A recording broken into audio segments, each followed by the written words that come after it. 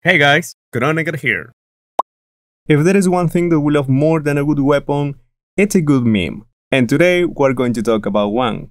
Give it up for the Mongol, everybody, because the Mongol won, it finally happened, and let's just get started. This was the only blood of rocket launchers we could get in the first game. With the red text, "Beware the Horde," it was a not so subtle reference to the Mongols' empire's military tactics. For just 3 ammo, it could fire one main rocket that would then spit out child rockets at all sorts of crazy angles, reference to a drunk uncle and a family reunion.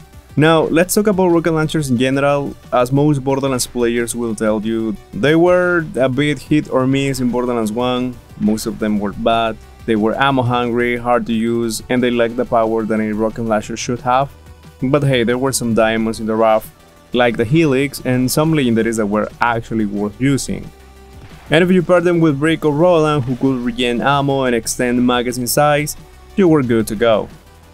Now, you're probably wondering, was the Mongol one of those hidden gems? Well, let's just say that the Mongol in Borderlands 1 was definitely a weapon. It was not great, it wasn't terrible either.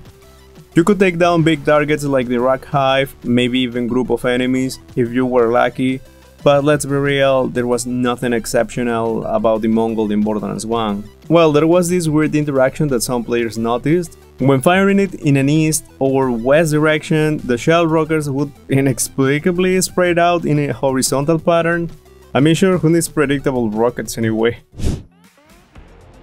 The Mongol returns in Borderlands 2, with the red text "The Horde will always return", a reference, again, to the tactic used by the Mongol warriors to charge at their enemies before splitting and surrounding them. Who knew their tactics would inspire rocket launchers in the future, huh? Okay, so this is the only blood of rocket launcher in the game, and boy does it have that iconic blood of look. But is it a good weapon, you ask? Well, some people might say it's not, but it is. It's just that it's very situational. For instance, if you happen to be in a situation where you need to spam a group of enemies to death from a high elevated position, this weapon is a go-to choice. Okay, but let's be honest here, that doesn't happen often in Borderlands 2. However, the low gravity and the verticality of Borderlands the pre-sequel changes everything. Suddenly, this weapon truly shines, and it is like the Mongol was waiting for new mechanics to unleash its full potential. In these two games, the Mongol can come in any element, and I could say that both the cryo and explosive variants from Borderlands the pre-sequel are exceptionally good, considering frozen enemies will take an extra 200% explosive damage.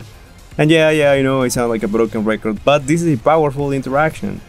So for mobbing, the Mongol is much better in Borderlands the pre-sequel than it was in Borderlands 2. It is still limited by the ammo consumption, but it is an improvement. And now, if we talk about bossing, since it behaves like a rocket launcher shotgun, I mean low accuracy, huge spread, you know what I mean. It is actually an excellent weapon against bosses with big hitboxes, I mean big bosses, you know. And it's even better if it's combined with the rank effect, blood explosion, the orc leech. It is like a beautiful firework show that rains destruction down on your enemies. It's quite something to see. And in Borderlands the pre-sequel, this does not change. Here you can also enhance the explosive damage, but you can also crit swap. You might not have the broken interactions as in Borderlands 2, but it is still a boss melting weapon. And it's probably one of the best rocket launchers in this game. It's back in Borderlands 3, and despite being one of many blood of rocket launchers in the game, it is the only one that hasn't had any plastic surgery makeover, and it still has that classic blood of look. One of the few returning weapons that still got the same appearance that they had in the previous game. And get this, the weapon card text is a reference to itself. It's like Mongolception or something. For the one person who doesn't know, in Borderlands 2, blood of rocket launchers consumed reduced ammo, but the Mongol was special, it didn't. It just didn't. So it's like a self-referential nod to its own history. How cool is that?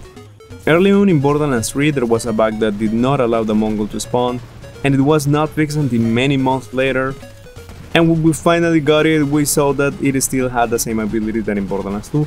It is pretty much the same weapon that in Borderlands 2, honestly. This weapon was mostly used by most players since she was the only one that could make it work. However, with the arrival of the 4th skill tree, everything changed, Amara can use it to some degree because she has Unweave the Rainbow. Zane has the Razor skill, and you already know that this is a monster on Zane's hands because many splash weapons benefit from that skill. He also got Playing Dirty that doubles its damage, well, Tufang does the same, the Infernal Wish does also the same thing. But if you really want to triple the damage, no actually centuple its damage, you could use the Guardian Angel swap. Well, more like Angel of Extraction swap. The Mongol is one of the few returning weapons to appear in every single game in the series that, like in Midlife Crisis, it just keeps getting better and better. Okay, someone needs to stop me from writing this shit. So this is a classic weapon in the Borderlands franchise, and it officially became the first meme of the channel, which is just amazing. I was not expecting that. I think we all participated in this. Well, you did most of the work by not choosing the Mongols for like 3 months. But yeah, I'm gonna leave you with a couple of Mongol memes or meme goals. But before that, let's all raise a glass to the Mongol, that little launcher, that good. Thank you so much for your support. That's all I have to say for today. Let me know if I forgot anything to mention. I'll see you in the comment section as always. Also, I'm on Discord. I'm actually more active there. So yeah, bye bye.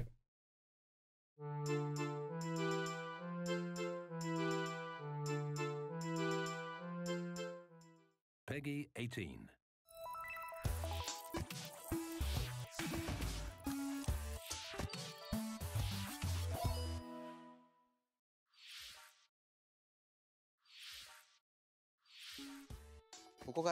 Nintendo Switch のヘッドラインです。ご覧ください。For the first time in 10 years.